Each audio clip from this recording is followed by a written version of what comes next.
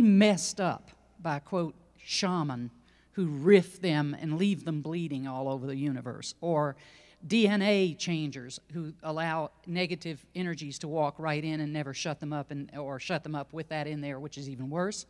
So discern for yourself, feel how authentic, at least I do, this incredible woman is.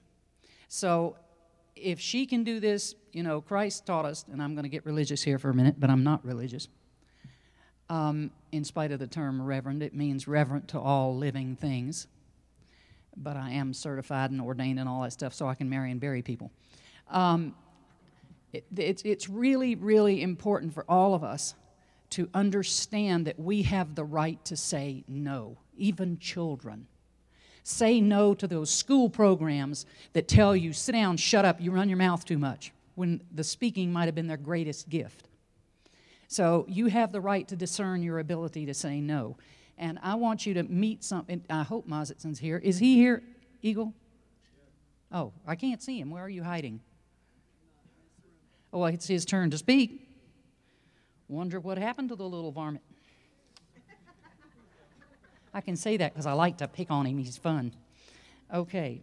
We did have a lovely ceremony this morning, accompanied by turkey people and many others, great Stiller Jays. I saw a few, and others, to do a greeting in spirit to his son who passed from a nasty bullet in San Francisco about a year ago, I believe it was.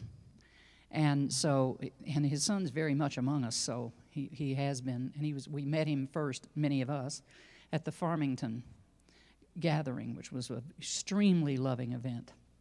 Is someone doing a run to see if Mazitson's going to speak? Okay, good, thank you.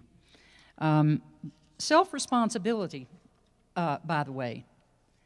I enjoyed so much listening to Laura Eisenhower last night and her speech about taking responsibility for self. And I got given a message yesterday from Red Cloud when someone was speaking, and it said, don't fear responsibility ever. It's like that thing, God never gives you something you can't handle, but it came through as, whatever you are responsible for, you are obviously capable of doing it, or it wouldn't have been given you in the first place, since our souls are in charge of that, and especially if we consciously align with them. It's very important. I don't know if he's coming or not, so I will tell you something that's eating at my head, and that Golden Light Eagle mentioned earlier. Our honorable and honoring, wonderful Chief Red Cloud is here, as obviously always is. But he steps back and doesn't speak unless asked, but I was asked by a grandmother this morning to let him speak. Thank you, Silver Star. And he wants, I don't know what he wants to say with this, so I'll just give you the pictures, and I don't remember them later, so please don't come up and ask me what I said. I have no idea, as a rule. I'm a conscious trance medium, so I'm conscious at the time. He was showing me pictures of the snow, and I was thinking, oh, that is so majestic.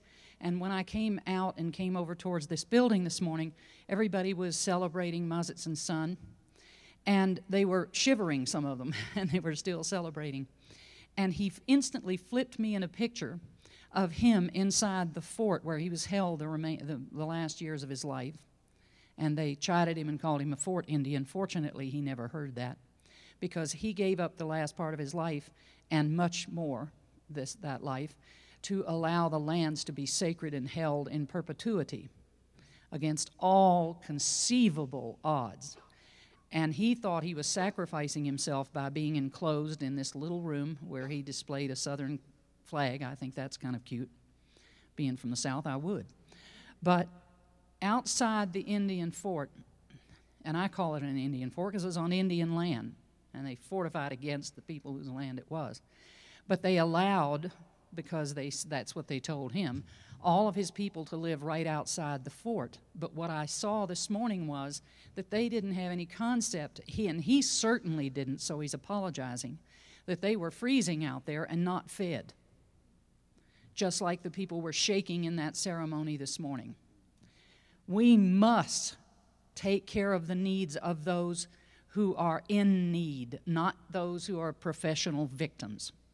because unfortunately sometimes the system teaches us to be a professional victim in order to get the medical treatment or the care we deserve because we were damaged by those very people. But it is so important to look among us here even. We had the greatest happening. He was so overjoyed, he is now telling me, at the Nashville conference because one great man, the man who made this, and they want me to share a message about him too, Raven, brought organic food from everywhere in the neighborhood and his entire family and spent the entire time in this big pavilion overlooking a lake feeding anyone who wanted to eat.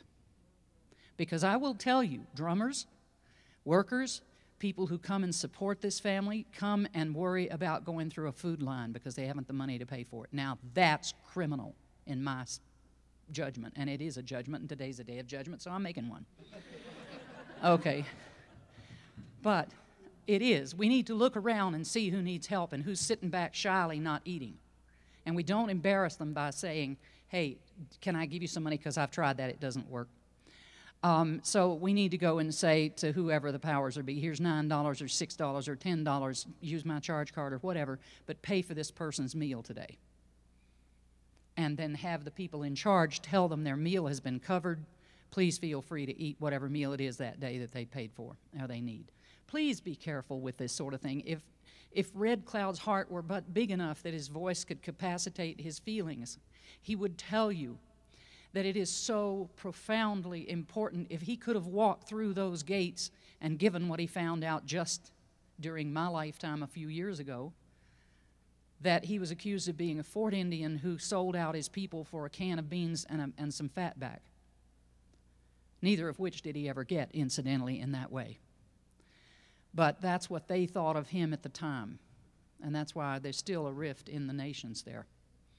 But it's been healed because the lightning speaker, for whom I'm dressed today, of the Wolf Clan, of Gray Eagle, I can't remember the entire series of who they are, but the ones who were opposed to Red Cloud even till now, she's the last speaker for the lightning and thunder beings in the Sioux Nation. We met a few years ago in a place called Harmony Grove, which has been known for being anything but. And we made harmony and pact between that elder of his time in that family clan and Red Cloud's family, both now and then. So that has been healed. It's just the human personality people here don't know it. But so we can heal, if you can heal a rift like that, you can heal any rift. Think of those who are out in the cold. And bless and thank those priests down in Florida who got sent to jail for feeding homeless because it was going to attract more homeless. Are you serious? Oof. So it's our responsibility to house and feed who we can if they want to be housed and fed. Some don't. Some like it out there. But we need to pray for their protection. We need to pray for the protection of all those that don't know better than to allow that to occur to them in a bad way, because they need to have the knowledge that it's good to be independent, but it's also good to acknowledge being one and allowing your brothers and sisters, because the greatest gift you can ever give is to allow another to give.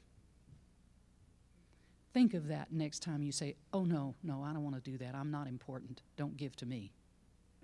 Thank you. Aho, matakuyasan. Thank you.